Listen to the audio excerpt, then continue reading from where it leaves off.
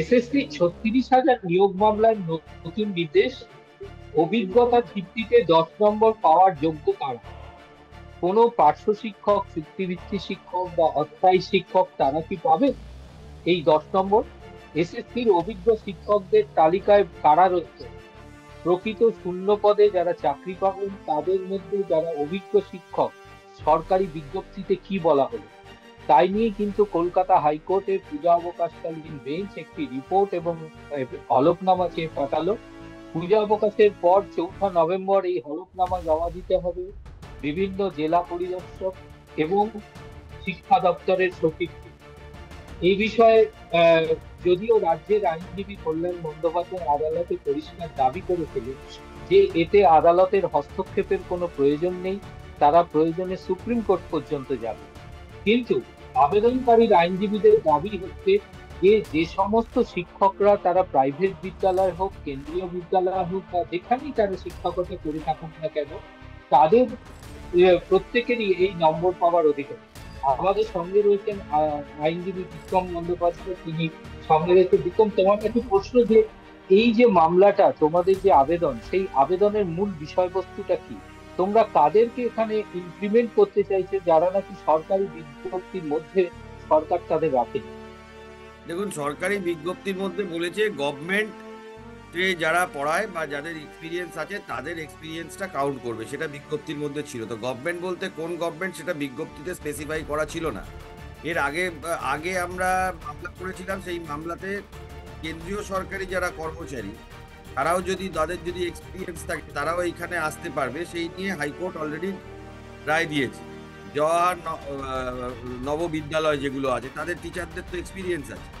এর সঙ্গে আমরা আবার একটি মামলা করেছি যেখানে আমরা বলছি যারা ধরুন কন্ট্রাকচুয়াল টিচার বা যারা ধরুন প্যারা টিচার বা যারা ধরুন পার্ট টাইম টিচার, আপনার তো এখানে নম্বরটা অবজেক্ট অফ দা এক্সপিরিয়েন্সটা দেওয়ার জন্য ভালো টিচারদের যাতে করে আমাদের পশ্চিমবাংলায় পেতে পারি। তো প্যারা টিচার, কন্ট্রাকচুয়াল টিচার এরা কেন পাবে না? সেই দ্বিতীয় কথা, আমাদের আরো একটি মামলা হচ্ছে, সেটা হচ্ছে প্রাইভেট টিচার যারা, তারাও তো অনেক বছর ধরে 10 বছর 15 বছর ধরে পড়িয়েছেন, তারাই বা এই পরীক্ষাতে 2025 সালে যদি টিচিং এক্সপিরিয়েন্সের নাম্বার দেওয়া হয়, তারাই বা এই টিচিং এক্সপিরিয়েন্সের নম্বর থেকে বঞ্চিত হবেন কেন?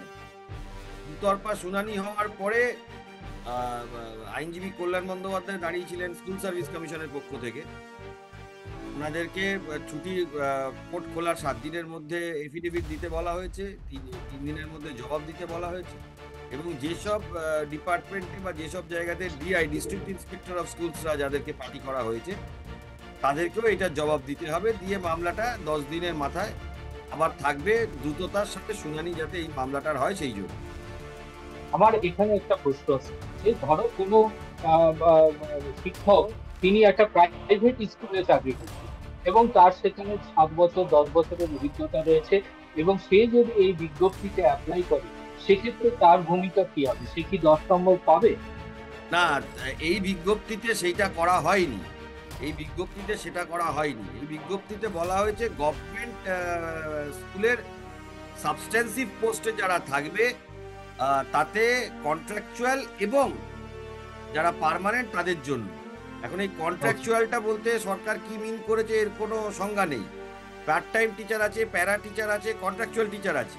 আর এর সঙ্গে যারা যারা প্রাইভেট ইনস্টিটিউশনে পড়ান তাদের পক্ষ থেকেও এখানে আবেদন জানানো হবে বা হচ্ছে রাদার, যে যারা যারা প্রায় তাদেরও তো একটা টিচিং এক্সপিরিয়েন্স আছে। এটার ভিত্তিতে কিভাবে এটাকে ডিস্টিংগুইশ করা যায়, যে যারা যারা সরকারি পার্মানেন্ট আছে তারাই পাবে, তাহলে তো 2016 সালে যারা আছে তারাই শুধু পেয়ে যাবে, বাকিদের আর দেওয়া হবে?